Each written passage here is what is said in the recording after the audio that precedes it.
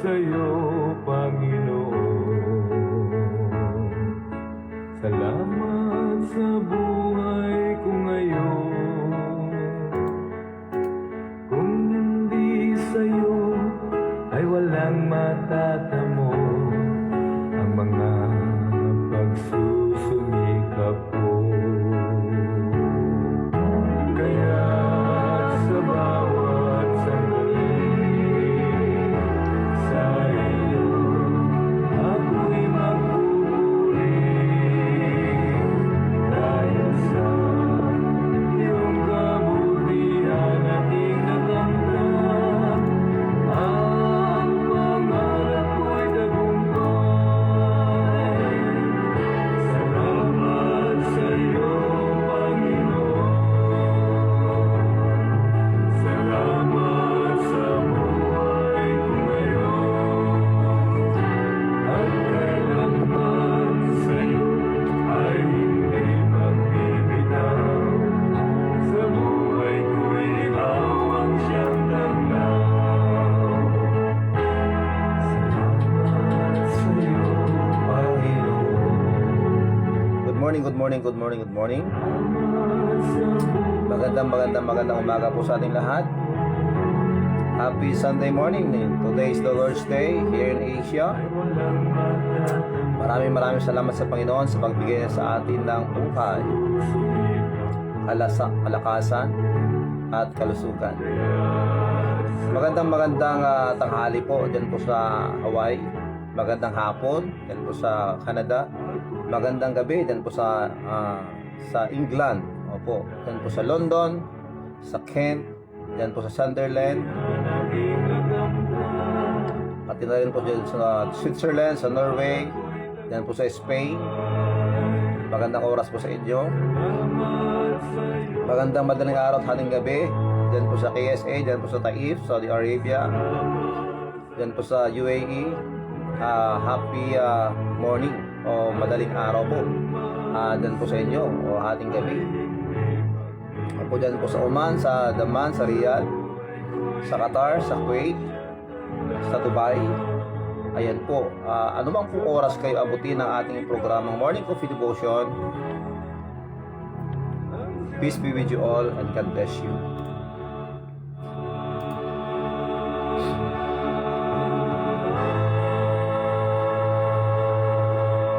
Ayan po ang isang awiting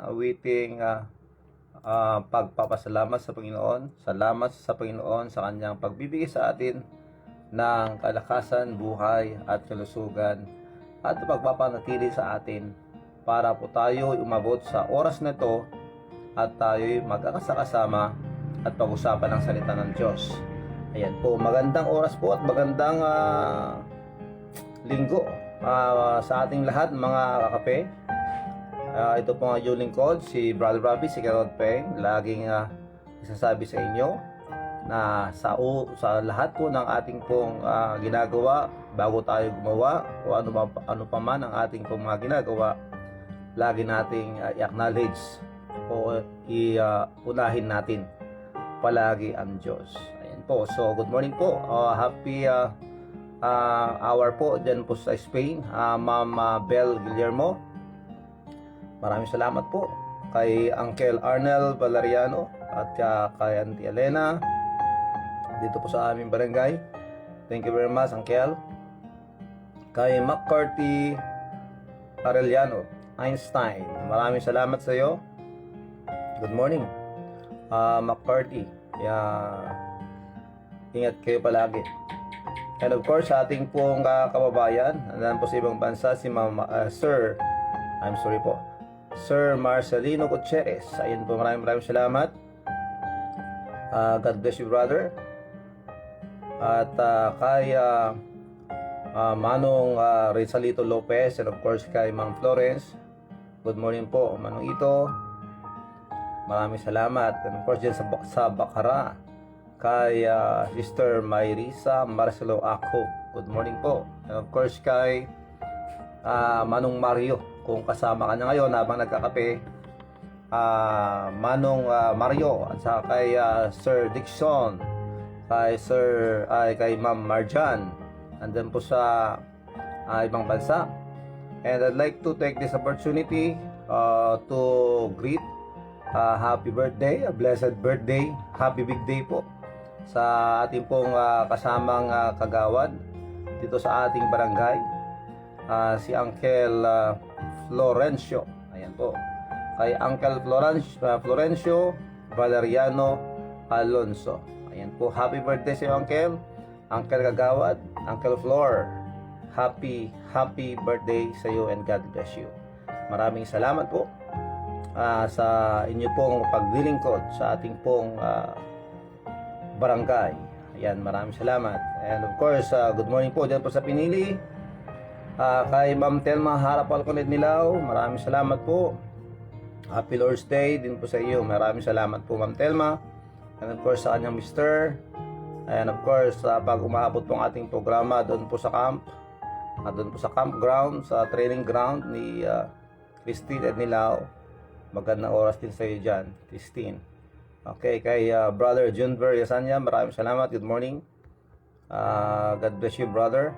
And kay Years Igomrique. Ayan. Good morning po. Maraming salamat for joining us. Welcome to our morning coffee devotion. God bless you and your families circle in Christ Jesus. Amen. Thank you very much, Sir Marcelino Gutierrez. Yan, si Uncle Florencio Alonso. Nanonood po siya ngayon. Happy birthday po muli sa iyo, Uncle. And salamat. Manang Marilyn Ubayra Total, dan po sa Manila. Kay Kuya Mario din. Ayan. Sa kay Eunice, kay Mariel, kay Marco, and of course kay Andoy. Magandang oras po sa inyo dyan. Carmen Pedro Milo, maraming salamat po, ma'am. Thank you very much for joining us in our morning coffee devotion. Maraming salamat po, Ma'am Carmen. God bless you. And of course kay Sir Berhel Ramos. Ayan ang ating pong kasama dyan po sa paglilingkod sa ating pong gobyerno. Ayan, maraming salamat po, Sir Berhel. Long time po na hindi ka nakasama sa live, pero alam ko nanood ka palagi. Maraming salamat at ingat palagi sa inyong mga linalakad o lakad. Kay Ma'am Imelda Marcos Paguyo, kasama po natin ngayon. Maraming salamat po. At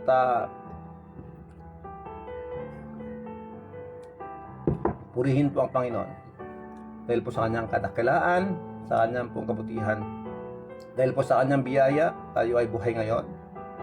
Salamat sa kanya. That's why hindi po natin dapat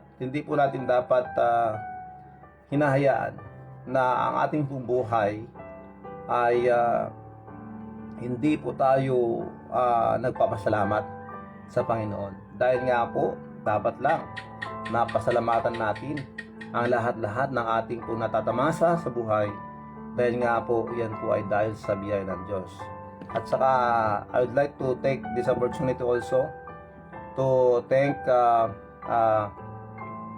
Brenda and Judy Rosales. Judy and Brenda Rosales, dan po sa Kabungaan A, for inviting us for a dinner last night. Maraming salamat for the fellowship, for the food, and of course, sa kape. Ayan po ang ating pong kakape, as I just posted kagabi po. It was a blessing to be with you and to share the Word of God as a help for all of us. Kaya ayan po, maraming salamat Judy and kay Brenda. Hindi ko po alam kung bakit wala sila ngayon. Baka tulog pa o kaya baka nagre-ready pa. Anyway, happy morning o happy hour din po dyan sa Canada. Yes, magandang hapon dyan sa Canada, Reg Ragasa. Ayan kay Reggie, ang ating pong pamangkin nandun po sa Canada. Ayan po. So, tayo po ay manalangin mga kakape. Habang tayo po ay nagkukumustahan, wag po natin kalimutan, ipanalangin din natin ang bawat isa, lalo na sa mga nangangailangan. Manalangin po tayo. Dakila naming Diyos, maraming salamat po sa umagang ito. Maraming salamat sa inyong pagmamahal. We thank you, Lord, for this time na kami po ay nagtipon-tipon muli para po sa inyong salita. para ikaw po ay aming pong purihin. Panginoon, suotan mo po kami, Panginoon, ng kababaang loob. Please forgive us, Lord, for the sins that we have done. Opo, sa lahat po ng aming pong mga naisip na hindi po tama, sa mga nasabi naming masama, sa mga galaw po namin, kaugalian at gawain na hindi po kaaya-aya sa inyong harapan, kami po ay inyong patawarin. Panginoon, gamitin mo po ang inyong lingkod. Espiritu Santo, kami po ay inyong punuin. Nang sa ganon, ang inyong pong salita na aming pong pag-uusapan ay maging challenge. Palakasin kami, i-encourage kami. Help us to evaluate our service to you and our service to others. We thank you, Lord, for this time. Kami po ay nagmamakaawa sa inyo, Panginoon, na sa pandemyang ito na aming pong hinaharap, we pray that you may please tanggalin mo na po ito. Alam niyo po, Panginoon, kung ano po ang nangyayari. But we still thank you, Lord, for this pandemic. Because of this, marami pong mga tao ang napalapit muli sa inyo. Nagkaroon ng kaalaman, nagkaroon ng kagustuhan o desire na matuto at pag-aralan ang salita mo. And we thank you even, Lord, for using this pandemic in order to touch and remind the sleeping Christians to wake up. We thank you very much, Lord. We thank you, Lord, for this privilege to serve. And now, Lord, nilapit po namin sa inyo ang bawat isa, lahat po ng mga nanonood ngayon at mga nakikinig, at baka mga nanonood pa at makikinig pa sa susunod na oras, sa susunod na mga araw. Alam niyo po ang sitwasyon ng bawat isa. Alam niyo rin po ang aming po mga kailangan. Maybe some needs comfort, encouragement, help, financially, health-wise. Sa mga karamdaman, may mga pasanin sa buhay, may mga problema sa asawa, problema sa pamilya, problema sa mga anak, problema sa tahanan, problema sa kapitbahay, personal na problema, financially, problem in the community, o anumang po, Panginoon, ang aming pong mga nararanasan ngayon, even problema sa business, sa trabaho, problema sa employer, at anuman pong problema. Alam po natin, Panginoon, that you know kung ano po ang aming pong kalagayan ngayon. So I pray, Lord, that through your word, kami po ay matututo. At Panginoon, alam po namin na hindi mo kami pababayaan at iiwan, as you promise us. Kaya sa oras na ito, Panginoon, nilapit po namin sa inyo ang lahat po ng mga churches who preach the pure gospel of Lord Jesus Christ, that you may please strengthen them, even their pastors, the missionaries, the ministers, the mission work, even ang mga anak mo na may desire na i-share ang iyong salita sa iba. We thank you, Lord, for their effort, for their love to you. Dinadalangin din namin sa inyo, Panginoon, that you may please help us and teach us how to face these trials, troubles, testings of life. Opo, Panginoon. Naniniwala po kami, Panginoon, na dapat naming pasalamatan ng mga ito dahil ito ay inyong ginagamit para po sa aming pong ikabubuti. Though some ay dulot po na aming pong pagkakamali. Kaya tulungan niyo po kami, Panginoon, that we may see, that we may get the lesson in every situations. And even the times that we fail.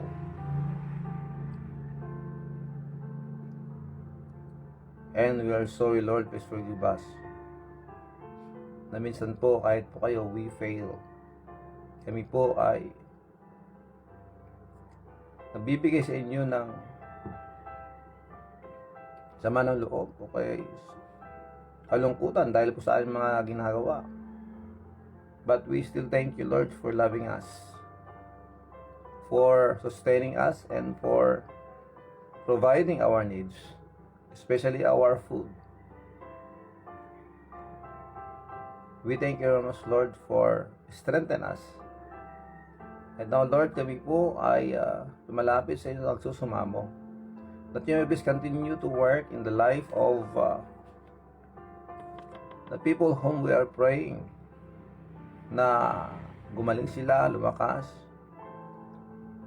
malunasan ang kanilang pong mga pangangatawan sa magitan po ng inyong awa at ng inyong kapangyarihan. Continue to heal Sir Ernesto Jose, Sir Nemesio Alipio Jr., Sir Alcaraz, Evangeline Bendia, Natalie Cheng, Janelle Sharp. Panginoon, please, i-provide mo po ang kanilang makailangan. Inyo po silang pagalingin, Panginoon. Kay Ma'am Trinidad Cabigon, Geraldine Manuel, ganoon din po, Panginoon, kay Manong Ilyong Asuncion, Chiki Alonso, Manong LD Alonso, Manang Rene Laborte, Edelberto Jong Cañete Jr. Bless them and please, Lord, provide their needs, their maintenances. At ganoon din po, Panginoon, kay Auntie Marilyn Raca Alonso. Please, Lord, continue to heal her. Sir Benz at Papa Carla, Sister Grame Crame, Sister Marjorie. Please, Lord, have mercy on them.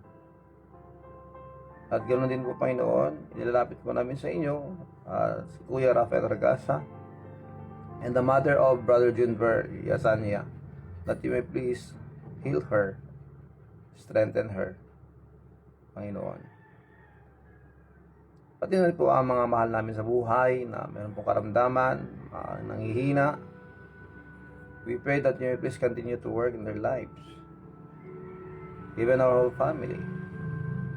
Sa mga panalangin na bawat sa Panginoon, I do believe that some of them are whispering right now at sinasabi at nilapit sa inyo ang kanilang pong mga requests.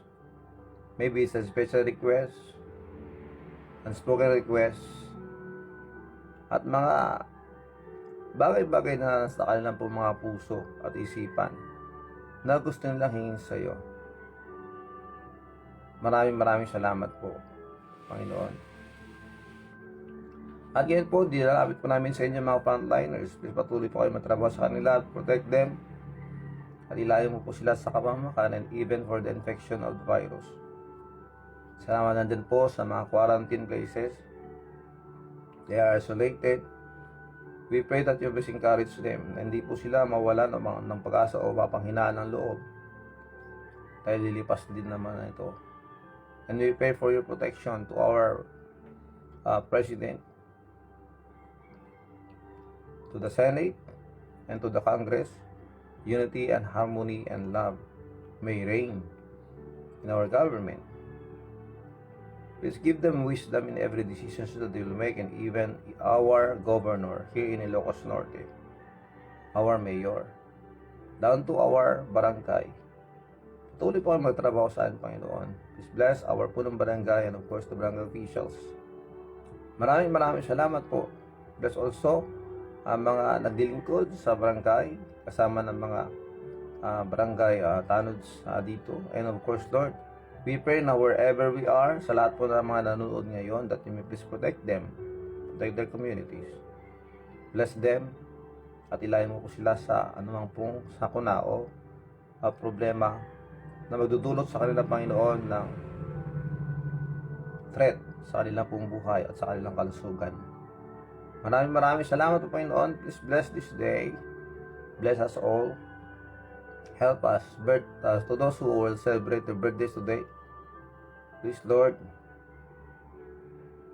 bless them with good health and more birthdays to come. Maraming salamat po, Panginoon. We thank you very much, Lord. Please help us now.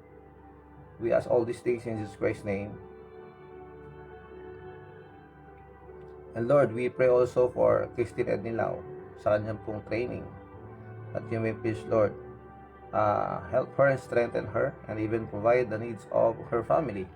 Not only that, Lord, sa mga nangailangan po ng financial freedom. Yun po, Panginoon.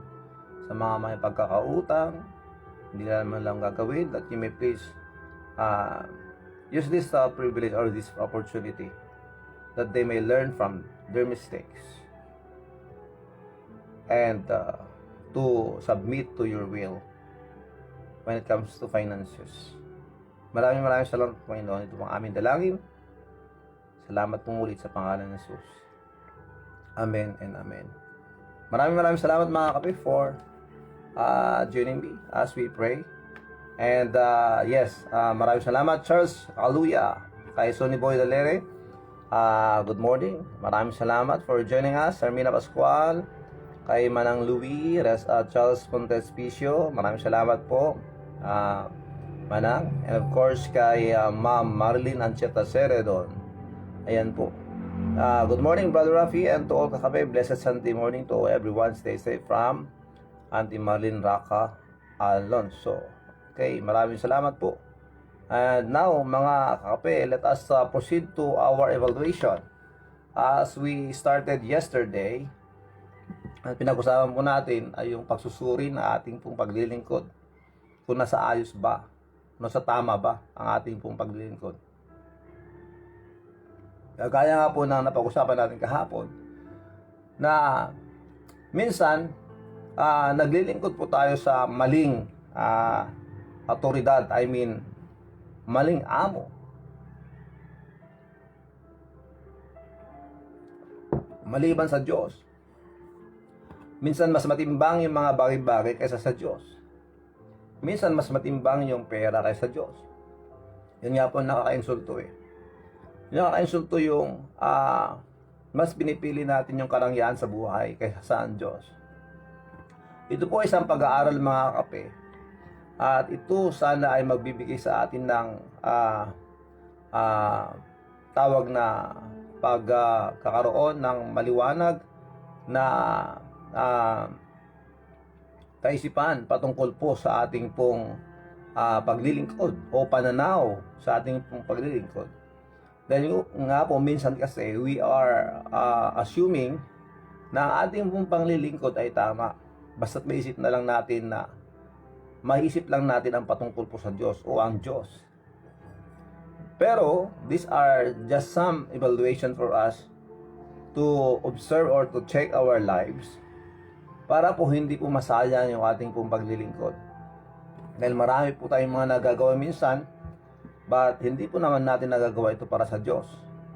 That's why, take this as an evaluation para po sa ating ikabubuti at ikalalago bilang mga anak ng Diyos. Kagaya po ng sinabi dito sa Matthew chapter 6 verse 24 na pag-aralan natin kahapon, nang sinabi, hindi natin kayang paglingkuran ang dalawang amo. Okay? No man can serve two masters. Ayun po ang sinabi ng banal na kasulatan. For either he will hate the one and love the other, or else he will hold to the one and despise the other. Ye cannot serve God and mammon or money. Yan po. Meron po tayong mga questions kahapon at yan po ang ating pinag-usapan. Kaya let us check po kung yung ating pong puso ay tama patungkol sa paglilingkod sa Diyos. Not only that, alam din naman natin mga kape na it is the will of God for us to serve others. Okay? As we serve God, at sabi nga, merong kasabihan na kung ano ang ginawa mo sa kapwa, parang ginawa mo na rin sa Diyos. At hindi lang yon, it is a command of God for us to serve one another. And now, let us see to it that yung ating paglilingkod sa tao ay ginagawa po natin yan para sa Diyos. That's why we are teaching here, we are learning here in our MCD to serve God, to serve others, and to serve with humility. Bakit lagi natin binabanggit yung humility? Because humility is the basic, mga kakape. Humility and being unselfish. Ayan po ang basic na prerequisite o requirement para po sa totoong paglilingkod. Dahil nga po, kung walang pagpakumbaba, hindi po natin ma-admit yung ating pong mga pagkakamali at hindi rin po natin matatanggap na tayo po ay pinagsasabihan dahil sa ating mga maling nagagawa. Dahil po pag pride ang nasa atin, pag yung isang taong ma-pride ay i-correct mo sa kanilang ginagawa, magagalit yan sa'yo. Pero ang taong mapagpakumbaba, if you will correct them, they will say, thank you. They have that grateful spirit. Every time that you go to them and correct them of the sins that have done or the wrong that they have done, they will repent immediately and say, thank you for your concern. Thank you for loving me. Tandaan natin, meron pong talata sa Biblia nagsasabi, open rebuke is better than secret love. Yan po sinabi ng Diyos. Open rebuke is better than secret love. Ang Diyos nga mismo the Lord loveth, He chasteneth. Yan po sinabi ng Diyos. Kaya, kung totoong mahal natin ang ating kapwa, let us show our concern to them by not allowing them na magpapatuloy po sa ginagawang kamalian o pagkakamali o kasalanan. But when we do that, we should tell to them, say those things to them, to correct them with humility also. Kailangan i-check din natin yung ating motibo, bakit natin sila kinokorek. Baka naman kinokorek natin sila para ipamukha lang natin sa kanila na sila ay mali at idinadown natin sila. And to let them know that you are better than them. Hindi naman dapat ganon. That's not a good motive at all. So, in order for us to help them, you go to them with humility, be prayerful enough, talk to them humbly, with sincerity. At doon, sabi na sila, kapatid, ate, kuya, ading, meron lang akong sabihin sa'yo. And alam ko, maybe you notice about this, but I just want to confirm, ito ang nakita namin sa iyo at nakita kong galaw mo. And hindi yata maganda na bilang mga anak ng Diyos na nanampalataya sa Diyos, sa Kanya, na ganito ang ginagawa natin. So tell them, graciously, with humility, and let's see, dahil ang sabi ng Diyos, na pag ginawa natin ito, if we let the grace of God work in our lives, maging blessing po tayo sa iba. And by that, mga kape, we can claim the grace of God sa sa pamamagitan lang ng pagpapakumbaba. That's why humility is the main thing when it comes to service. Opo. Kaya hindi po natin kayang mahalin ng Diyos kung wala pong pagpapakumbaba muna. Hindi naman tayo naligtas pag walang pagpapakumbaba muna Ano ibig sabihin nun? Anong connection nun? Anong connection ng pagpapakumbaba sa ating kaligtasan? Okay, let me explain like this. Mga kapatid. Ang sabi ng Diyos sa Ephesians chapter 2 verse 8, "For by grace are ye saved through faith." So dahil daw sa biyaya ng Diyos, tayo ay naligtas dahil sa ating pananampalataya. So, nandun po yung salitang biyaya o grace.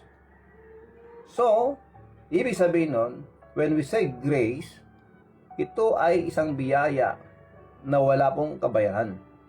Ito po ay binibigay sa atin. We don't deserve it, but God freely give it. Yung grace na yan. But ang requirement po ng grace ay yung humility. Kaya nandun po yun humility. Nung sinabi doon sa James chapter 4 verse 6, na ang sinasabi doon na God resisted the proud and giveth grace unto the humble. Dahil ang mapagpakumbabang tao, ina-admit po niya yung kanyang kasalanan.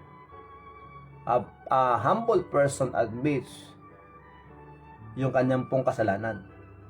So, we will acknowledge and we will accept that we are sinners, tayo po ay makasalanan, at dahil sa ating kasalanan, tayo po ay mapaparusahan dun sa impyerno. And that's why we repented from our sins. Tayo po ay nagsisi sa ating kasalanan dahil nga po tinanggap natin makasalanan tayo Kaya nagsisi tayo at tayo po ay nanampalataya sa Panginoon. And because of that humility, ang biyaya po ng Diyos ay napasa atin na yun po ang nadala sa atin sa pananampalataya sa Panginoon. Dahil bilang taong mapagpakumbaba, we acknowledge also na ang kailangan lang natin para maligtas ay walang iba kundi si Jesus lamang. Wala nang iba. Dahil si Jesus lang ang sinugo ng Ama na siya po ang 100% na naging sakripisyo at dumanak po ang kanyang pong dugo para sa ikahuhugas o kabayaran ng ating pong kasalanan. At sa lahat po na nanampalataya kay Kristo, ang sabi ng Diyos, tayo po ay nangagliligtas. Tayo po ay na-save. Yan po ang sinabi ng Diyos. And through humility, dito po tayo nagkaroon ng pananampalataya sa Panginoon dahil naintindihan natin na siya lang po. Kagaya po ng sinabi doon sa John chapter 14 verse 6, I am the way, the truth, and the life. No man cometh unto the Father but by Jesus Christ. Yan ang sinabi ng Diyos. So, maliwanag po. Kailangan po palagi sa atin our basic or the basic prerequisite or requirement of for the grace of God ay yung ating pong pagpapakumbaba. So, huwag pong tanggalin yan sa ating po mga kape. Because if we don't have that, pride will reign. At alam natin yon. Alam na this. Pag ma-pride ang tao, mahirap pong maturuan yan. Totoo po yan. So, in connected with our service to God, we need humility. Kailangan po natin yan. Dahil nga po, mga kapatid, minsan, ang ating pong mga paglilingkod ay nawawala sa nagiging walang saysay dahil nga po mali po yung ating motibo. Minsan sa ating paglilingkod sa Panginoon na sinasabi natin, if you will going to evaluate ourselves, meron ba tayong nakitang pag-improve or improvement sa ating pong buhay espiritual, sa ating sinasabing paglilingkod sa kapwa at sa Diyos. Katulad nito, dito sa sinabi doon sa Luke chapter 8 verse 14. Ang paglilingkod sa maling bagay ay walang maidudulot sa ating bungang pang-espiritual. Kung ang ating paglilingkod ay meron pong kasamang makamundong gawain, hindi po i-acknowledge ng Panginoon yan. Kaya nga po, napakahalaga na i-check natin yung ating pong paglilingkod. Baka yung paglilingkod natin ay nilalakipan natin ng mga worldly practices katulad ng pagdalo sa mga malalaswang o saan ka makakita ng mga malalaswang bagay o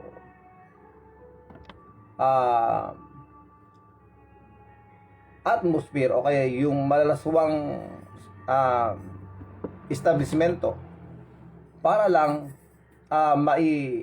masabi natin, ma-invite natin yung ating mga kasama o mga pare o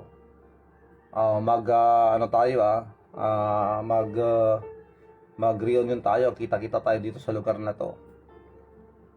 At yung balak mo yung sabihin sa kanila ang katotohanan, then that's not good. That's not good at all. Hindi po natin dapat samahan ng mga makamundong gawain yung ating pong paglilingkod sa Diyos. Dahil po, mali po yun. Hindi po tatanggapin ng Diyos yan. At tandaan natin yan. If we serve God, really, then, susunod tayo sa kanyang pong mga standards. Kung anong nasusulat sa Biblia. Yun po ang ating sundin. Marami tayong mga pwedeng isipin at gawin. Pwede naman nating lakipan o kaya gamitin ang ating pong resources, mga resources natin para makapag-invite ng tao. Let's have a dinner. Di ba? Pwede naman yon sa bahay. Pwede naman family date para lang magkaroon ng fellowship in order for you to share the Word of God. Pwede naman natin gawin yon. Huwag lang yung mga bagay-bagay na alam natin may kasamang kasalanan. Opo. So, let's continue mga kakape para mas laliman po natin at kilatisin at suriin ang ating paglilingkod. Okay? Ganito. Minsan tayo ay naglilingkod na meron pong limitasyon o may hangganan. Minsan, ang ating pong paglilingkod may kondisyon. Kung saan, kung kailan, marami tayong mga rason. Opo. Parang si Moses, di ba? Si Moses. Nung sinabi ng Diyos sa kanya na punta ka doon sa Egypt at ilabas mo ang mga Israelita dahil naririnig ko ang kanilang paghihirap at ito napapanahon na para sila lumabas at dalhin mo sila sa pangakong lupa o lupang ipinangako, the promised land. And nung tinawag ng Diyos si Moses na parami siyang mga excuse. Panginoon, hindi ko pwede. Hindi ako marunong magsalita. Tapos dumating yung time na sabi niya, maghanap ka na lang ng iba. Ayaw niya eh. Dahil pag ayaw, maraming dahilan. Pag gusto, may paraan. Di po ba? Ganun po yun. So, when we are serving God, lagi nating isipin, lagi nating ipasok ating isipan na paglilingkod sa Panginoon, dapat yan nagagaling po sa iyong puso na kung sinabi sa iyong gawin mo, gawin mo. And ang excuse lang natin siguro yung talagang nandun na tayo sa higaan, hindi na tayo makabangon dahil sa sakit. But as long as we can, let us obey. Sumunod po tayo. So, mali pala yon. Yung maglilingkod ka na magbibigay ka ng kondisyon. So, how about if God will call you someday. Tatawagin ka. Ano ang magiging action mo? Magrarason ka ba? O susunod sa kanya? Okay? May mga naglilingkod lang sa Diyos pag ang kalagayan nila ay maayos. O, di ba? Panginoon, mahirap ang buhay ko ngayon. Hirap na hirap kami ngayon. Kaya hayaan mo muna akong kumita ng pera. At pag malaki na ang aking pong ipon, saka na ako maglilingkod sa iyo. May ganun. Kung magsalita tayo minsan, para alam natin kung anong mangyayari sa future eh. Di ba? May mga ganun.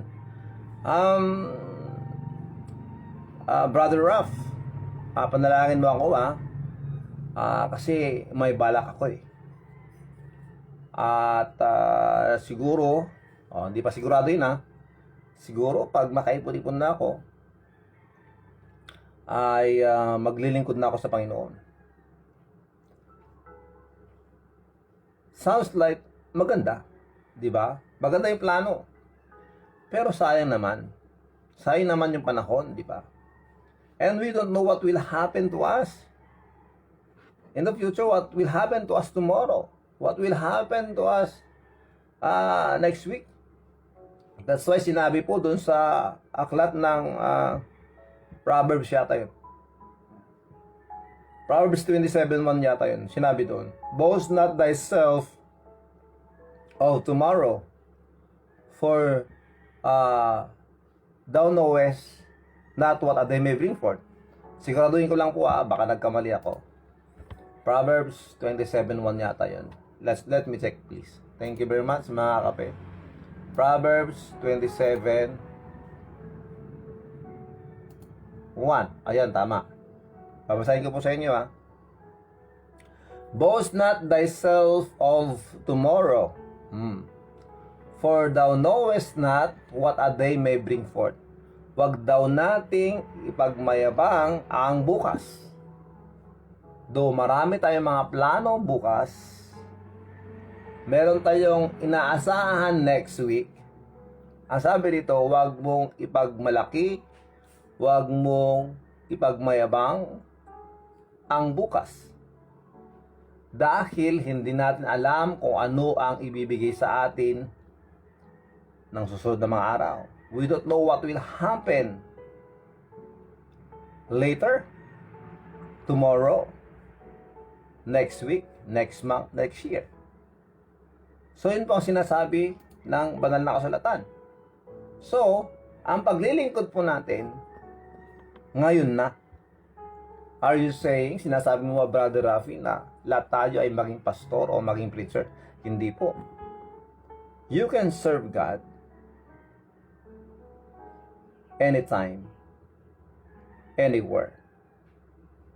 Yung availability natin at saka yung ating pong desire, yung ating pong obedience na pakahalaga.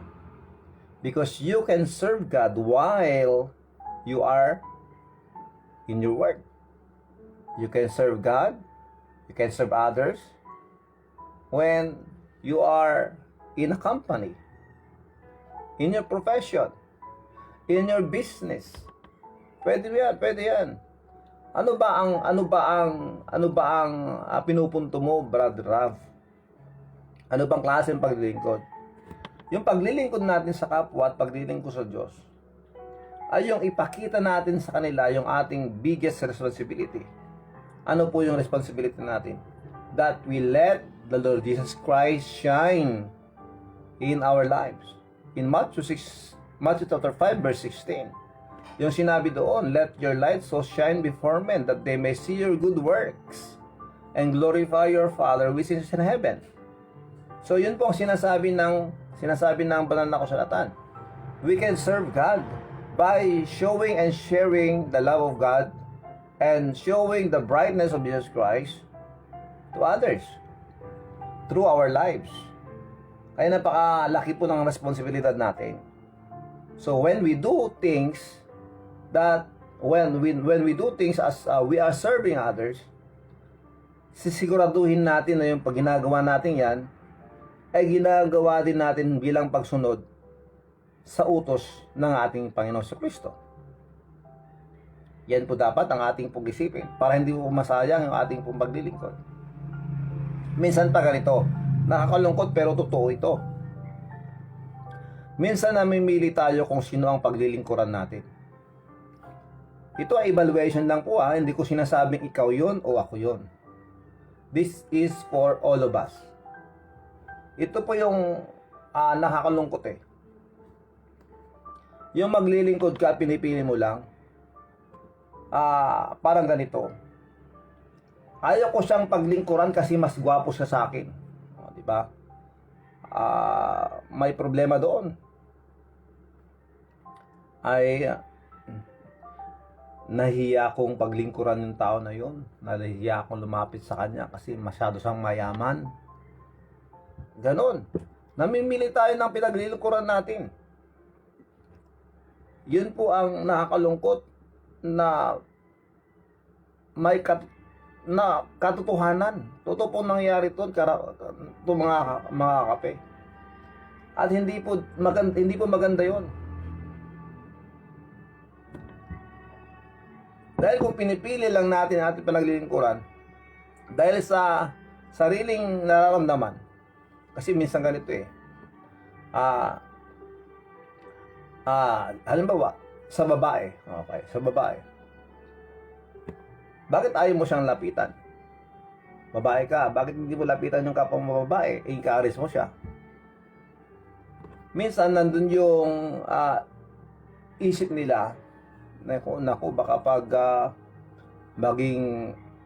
pag lumago ito sa buhay spiritual, baka agawin ang aking boyfriend. O parang ano lang, mga mababaw lang naman na example. Pero ang pinupunto ko po dito ay yung pamimili ng kung sino ang paglingkuran po natin. Pagpapakita lang po na pinipili din natin at sinasabi natin sa Panginoon, Panginoon, ayaw kong maglingkod sa Kanya. Sa Kanya lang ako pwedeng maglingkod. Katulad nga po halimbawa ni katulad nga po halimbawa ni Jonah. If you remember, si Jonah, yung nilamon ng malaking isda. Nalala niyo yun? Nung si Prophet Jonah was called by God to go to Nineveh. Dahil nga po dun sa Nineveh, napaka-karumal-dumal, napakasama ng kanilang mga ginagawa. So ang Diyos po, sinabi niya kay Jonah,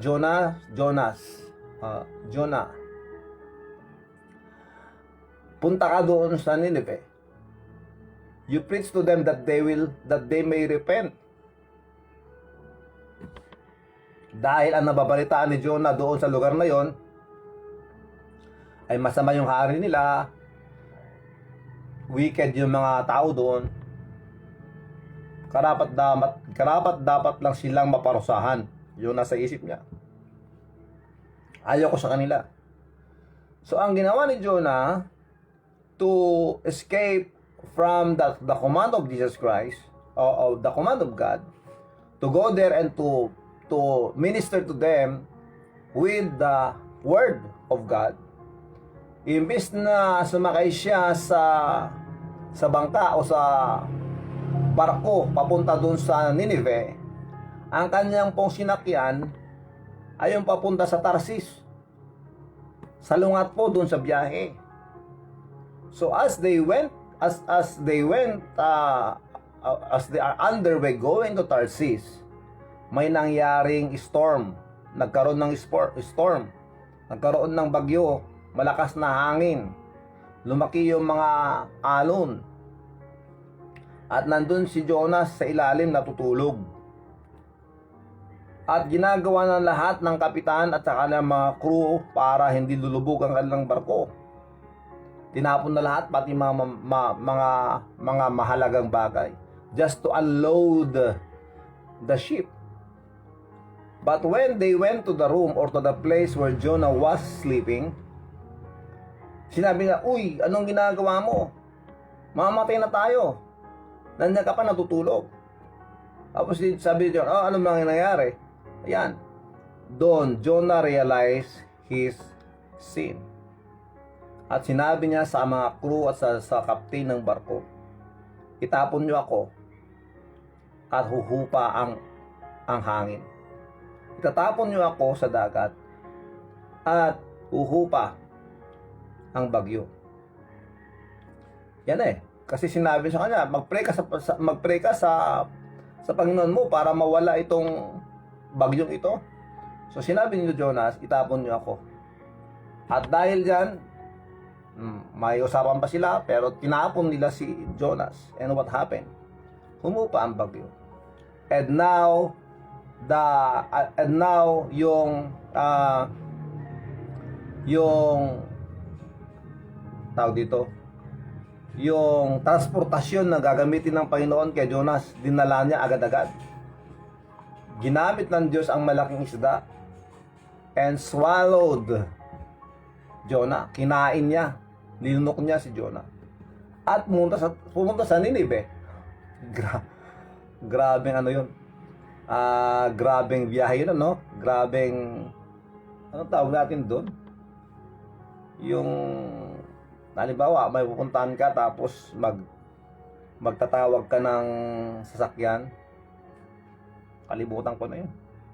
Nasa isip ko ay nasa dila ko pero hindi ko mano. Yun.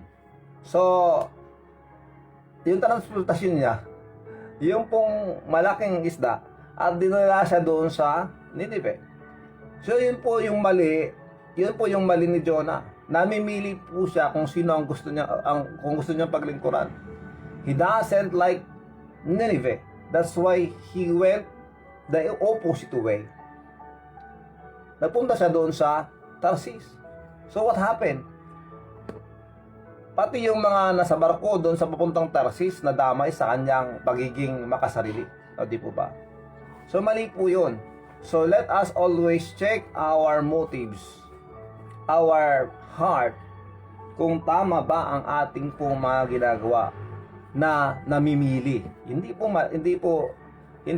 maganda na ganun ang ating pong practice. Yung namimili po tayo ng pinaglilingkuran. Hindi dapat ganun.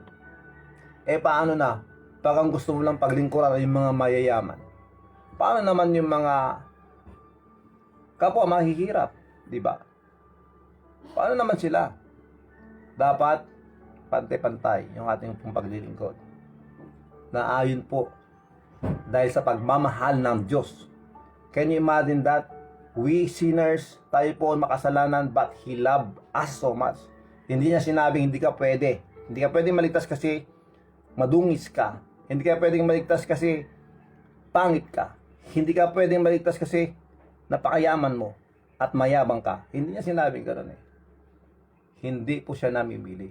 And that's why as He is our greatest model of all, to imitate.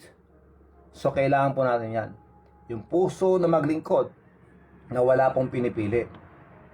This will also we can have this also as a practice, not only by ministering the word of God to the people, but bilang mga public servants. Kung ikaw ay governor, kung ikaw ay mayor, kung ikaw ay politician, let's say that, kung ikaw ay PNP, police, sundalo, whatever yung profession mo o position mo sa buhay, kailangan po nating tandaan ito. Ang paglilingkod po dapat walang pinipili. Yun po mga kape. So, yon, isa pa. Ito pa.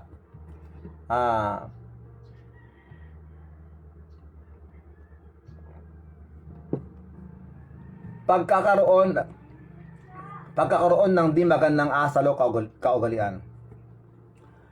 Minsan, sa ating pong paglilingkod, may mga bagay-bagay na dapat nating ayusin sa ating pag-uugali. Kaya alam niyo po ang ibig kong sabihin. So, minsan, naglilingkod tayo, sinasabi natin naglilingkod tayo, pero merong katamaran.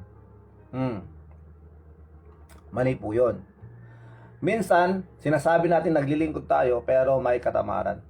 Alam nyo ba, bilang isang trabahador, naglilingkod ka rin sa iyong amo. Do kahit na binabayaran ka, naglilingkod ka pa rin dyan. And sometimes, maraming mga laborers, maraming mga workers ay iniisahan yung kanilang mga amo.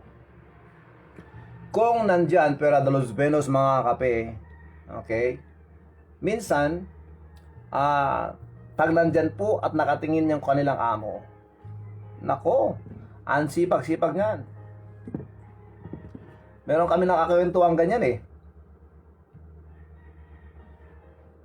Meron kami nakakwentuhan pulis na meron daw siyang katulong. Pag nandun daw sa bahay, nako, ang sipag-sipag ng katulong. Pero pag pumapasok sa trabaho, pag nagre-report sa duty ang pulis na ito, nako, nagre-relax yung katulong. Na parang siya yung may-ari ng bahay. Paano nalaman? Eh, wala siya doon. Nagduda siya eh. Bumili siya ng mini camera sa Lazada. Lazada, hindi advertisement to ah. Bumili siya yata ng 4 cameras na maliliit. At nilagay niya sa lahat ng corners. Even his room, sa sala, sa kusina, at siguro sa labas ng bahay. Inilagay niya yung mga kamera sa mga boxes ng mga gatas, ganon, para hindi kita.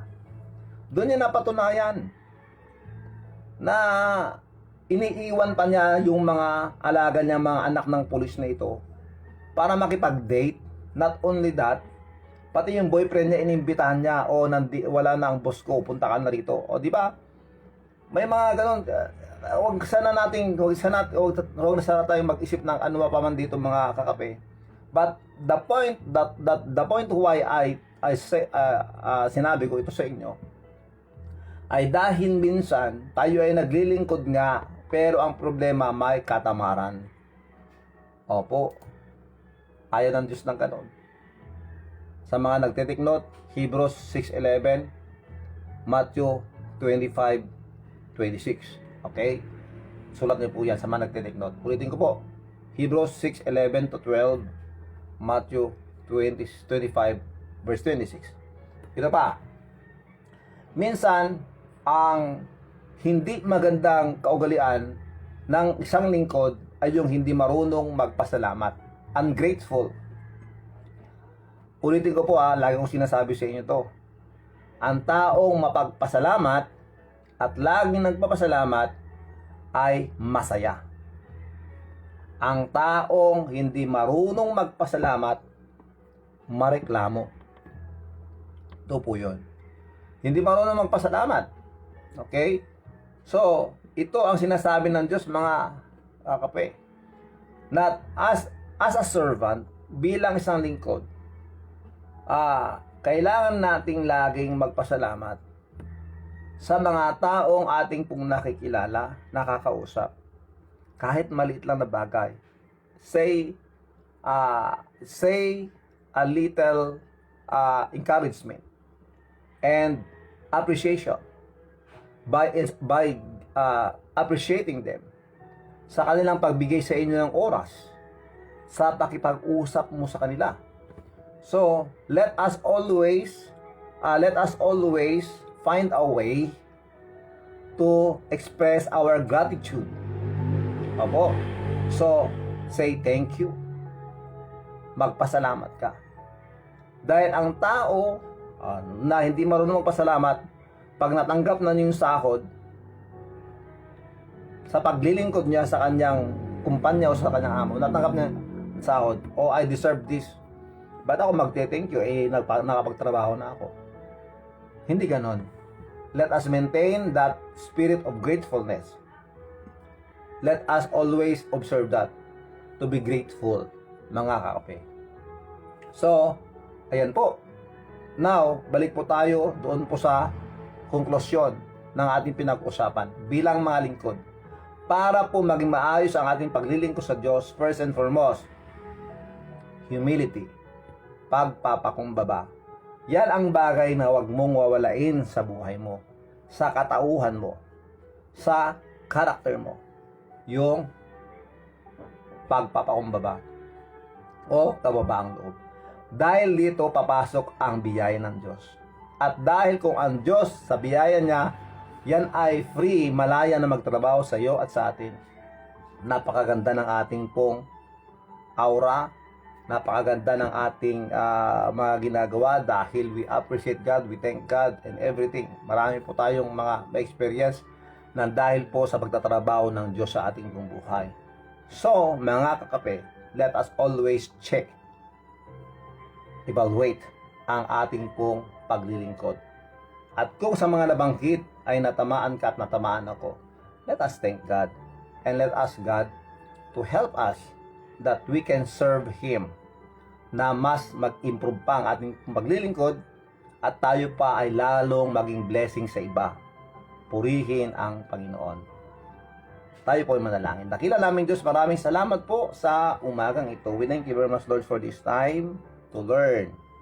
Please bless every one of us, all the viewers and all the listeners. Muli, bless mo po ang mga magbe-birthday ngayon. At Panginoon, sa inyong pong pahintulot, at kung maaring at kung mangyari na kami po magkita-kita ulit bukas, Lord, please, huwag mo pong walain ang aming pong desire na gustong matuto ng iyong salita. Maraming salamat po. Please protect each every one of us and bless us all. In Jesus Christ's name, amen and amen. Maraming salamat po. Ang oras po natin 6:31. And this is the birthday song for the birthday celebrants for this morning, for this day. Ayan po, February 28, last day ng February, and tomorrow tayo ay magdadive na sa March. Kasi wala pong 29 ngayong buwan na ito. Ayun, opo, wala pong 29 tong taong ito. Happy birthday sa inyong lahat na mga birthday ngayon. God bless you all, and for those who will celebrate their anniversaries, happy anniversary po sa inyong lahat. Happy birthday kay Ma'am Alona Jane Ulangco Ramos, kay Uncle Lorenzo Alonso, kay Sister Rodelia Meidos Baca, kay Sir Danny Cudan, kay Verilyn Manguma, kay Ma'am Sherry Ann Daos. Happy birthday po Ma'am Sherry Ann Daos. Kay Saint Justin Alonso, Lovejoy, happy birthday. Kay JB Rivera Mendrano, JB Rivera Mendrano, happy birthday. Kay Ma'am Bernalyn Gomez Dalipe, happy birthday po Ma'am. Ma'am Ann L. Asuncion, happy birthday.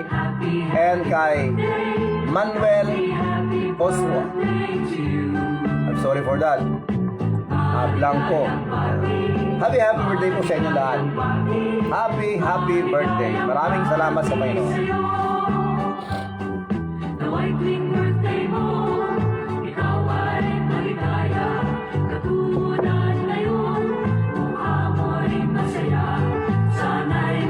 Maraming salamat po.